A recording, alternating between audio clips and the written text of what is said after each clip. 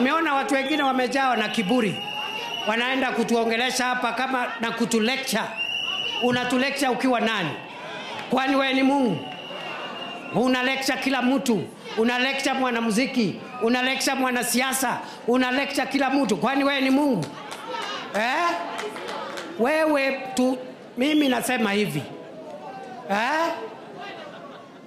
Ukitaka tuheshimiane, heshima ni mara mbili. Utuheshimu, tukuheshimu. Usipotuheshimu my friend, tutakanyang'ana na wewe my friend. Naona watu wengine wanaongea na madharau. Unatisha nani? Naona watu wengine wanatutisha. Mimi ukiniangalia hivi ni mtu ya kutishwa na watu? Tuheshimiane bwana. Tuheshimiane.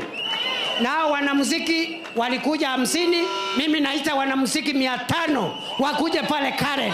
Tujua utafanya nini? Ati unasema umeamrisha wananchi wasisikize nyimbo. Unaamrisha kama nani? Unaamrisha kama nani? Tuheshimiane my friend. Mimi ni mtu ya heshima, lakini my friend, if you come within shooting range, we will deal with you. Na mkiwaona muambie watafute watu wa kutisha huko nje. And don't lecture us. Don't lecture us. We are not your kids. Enda ukapeane lecture huko kwako.